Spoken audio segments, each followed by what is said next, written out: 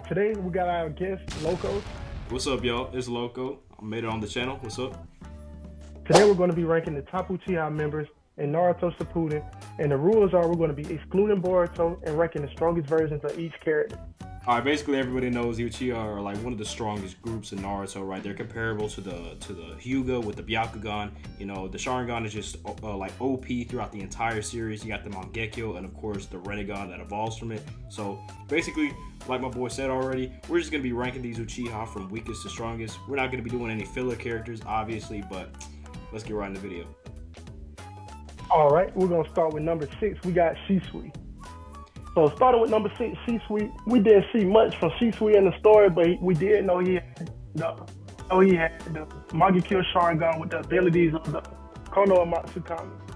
Yeah, Shisui just goes hard. Like, of course, Kodo Matsukami is basically like mind control on a very high degree.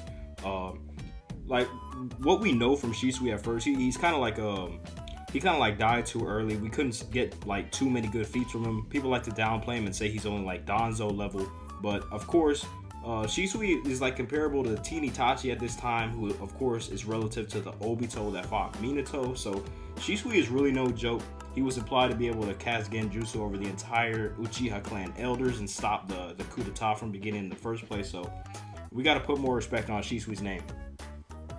And then on top of that, Shisui had the body flicker technique, but with his Genjutsu prowess, we did see at the Five Kage Summit that when they noticed, who was it that was under Genjutsu? Mifune. Yeah, when we saw that Mifune was under Genjutsu, they were able to take him right out of the Genjutsu. So that kind of puts his Genjutsu prowess kind of low when you compare him to the other members on the list. Let's be honest here, it was Danzo. Danzo sucks ass. Yeah. Yeah, so maybe Shisui could have been better with it. Maybe it was just Danzo. He sucks with the Sharingan. He's not a real Uchiha, but it's up to interpretation. Let us know what you think down in the comments. All right, and we're going to roll that into number 5. We got Fugaku, Sauke, and Itachi's father. We know he had the Mangekyo Sharingan, and he was fighting with Minato in the, I believe it was the third Great Shinobi World War, in which he earned the name Wicked Eye Fugaku. All right, let me be straight up.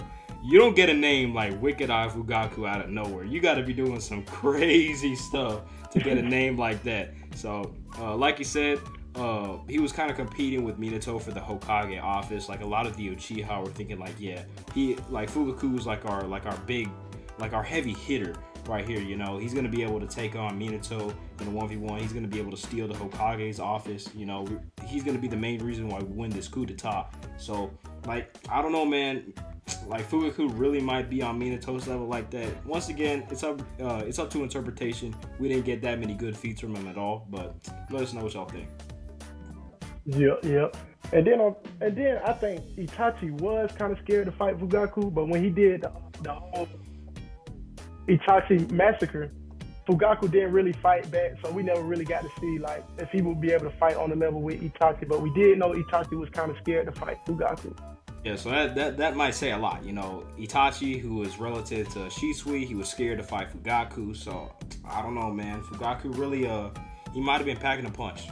Gonna roll us into number 4. One of y'all favorites. We got Itachi. So Itachi was the whole reason for Sasuke's whole character arc. He defeated the whole Uchiha clan with the help of Obito, and he had some of the craziest powers we've seen in Naruto. Yeah, so it's everyone's favorite edgelord, Itachi Uchiha, right? Pretty much like Itachi just gets stronger over the course of his life. He goes from being like relative to Shisui and Fugaku to like possibly being like Jubidar level, according to some people on the internet. They think he's soloing the entire 4th Great Ninja War. So of course he goes and unlocks his Mangekyo. He gets some crazy ass weapons to go along with his Susanoo, and he's one of the only people that actually got stronger in his Edo Tensei reanimated state. He doesn't have his sickness anymore, and he doesn't have any blindness from the Mangekyo Sharingan. So all of his stamina issues were just kind of wiped away as soon as he was made into an Edo Tensei, and he's definitely one of the strongest characters in the series at that point. And then when he became an Edo Tensei, we didn't really see him use his strongest abilities like the Yada Mirror and the Totsuka Blade. And we're forgetting the Tsukiyomi, the Genjutsu he could put on you and I think it was like 0.1 of a millisecond. Something like that, something crazy like that. Like Tsukuyomi can just insta kill anybody, bro. Unless you're somebody higher on this list, of course, you know. But like for all the low tier shinobi, it's over if you get hit by this genjutsu.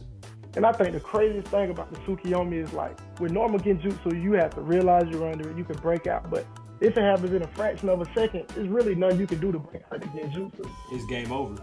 That's gonna take us to number 3. We got Obito. And specifically, we're talking about Jubito.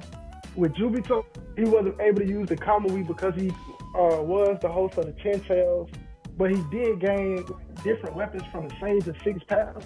Bro, even the author of the series, Kishimoto, he was like, if I gave Jubito like his ability to use Kamui and phase through things, he would have been unstoppable. Let's be honest here, right? Like Jubito with Kamui would have been one of the most broken characters in the series, right?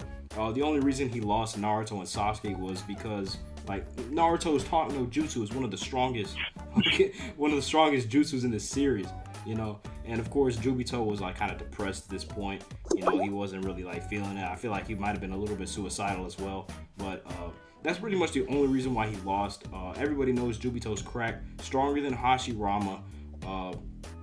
Even without the Jubi, he definitely was stronger than Itachi at this point, especially with the Rinnegan.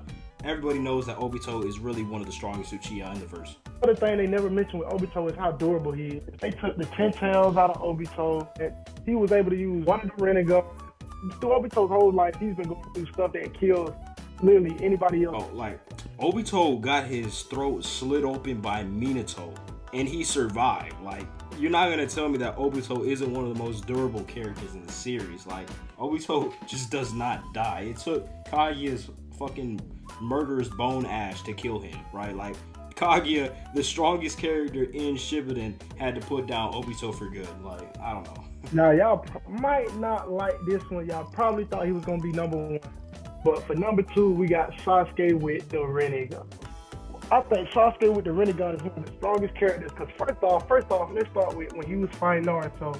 He looked at all, I believe it was 7 of the tailed beasts because Naruto still had the 9 tails, B had the 8 tails, and he put them in a Chubaku Tensei and absorbed all that 7-tailed beast chakra. Not to mention he has a Rinnegan ability where he can switch places with anything he can see. He had weapons like Endurous Arrow, Flame Control, Perfect Susanoo. Sasuke really just had all the hacks in the show that weren't given to Naruto. Basically, like, we couldn't include Sasuke from Boruto on this list. I feel like most people knows that he stomps, but like Sasuke in Shippuden is still no joke, right? Like you were saying earlier, whenever he absorbed the chakra of the tailed beast, the 9 tails, Kurama compared him to Hagoromo, the Sage of Six Paths. He was like, damn, I have never seen like visual prowess like this since Hagoromo. And keep in mind, Kurama has seen Kaguya, Jubidara, Jubito, and Itachi. Like, Sasuke is just at the top. Like there's some, like, you can make a debate that Sasuke in his Indra mode might be able to beat Madara. That's a little bit edgy. I don't know if Kid wants me going into that right now, but I think Sasuke is really overpowered. Got to be one of my favorite characters in the series. Yeah, and then they did really just kind of give Sasuke his power because you remember, like, way back in the beginning of part 2 Naruto, Kurama was kind of talking about how Sasuke reminded him of Madara, and that's a big thing to hear from Kurama. Like, honestly, like, he was getting compared to Madara, like, when he was, like 15 years old? Like, his Genjutsu prowess was just on that level from the very beginning. Like, Sasuke's crack. I don't even gotta mention all of his other abilities, like Kirin, all of the Rinnegan abilities as well. Amino Teji Kara, just everything. Sasuke is just really that strong. And for number 1, you already know who we got. We got Madara. Now, Madara could get a whole episode by himself. One, they would talk about Madara all in part 1. We didn't even get to see him to the end of part 2. We don't know what his muscular Sharingan abilities are, but he's still the strongest person on the list. He fought the 5 Kage. He had perfect Susanoo that slashes mountains. And I can't even say he fought the 5 Kage. He massacred the 5 Kage. Nah, Madara, everybody knows that he's like definitely one of the strongest in Shippuden. like a lot of people like to say, we didn't really get to see his full power with a third eye, but he did basically win. Like, if it wasn't for Kaguya and if it wasn't for Zetsu being a complete ass pull, he would have won. He casted the infinite Tsukuyomi. Everybody was under the Genjutsu. He won, right? Madara is really that strong. He has crazy limbo hacks, regeneration hacks as well. He tanked Night Guy like point fucking blank, and Madara is just really that strong. He's easily one of the strongest characters in the series. And if you really think about it, tell me down below in the comments, what other villain do you know had to get beat by the author of the show? Kishimoto couldn't kill him, so he just said, oh yeah, we're going to introduce aliens into this ninja show, and we're going to make Boruto off of that. But they couldn't kill Madara. Nobody could kill Madara. We started one, they had 8 gate guys trying to fight Madara. We had, well, it was 8 gate guys. The whole 5 villages came together to fight him. And he whooped them the first second he came in with 2 meteors. Yeah, Madara just goes like from the strongest to even stronger, right? As soon as he comes back as an Edo Tensei, he starts whooping ass, right? He takes down the 5 Kage relatively easily. He moves up and fights alongside Obito against the entire Shinobi Alliance. Once he gets brought back to life, he just like fucks up Hashirama and the rest of the Bijou on top of that.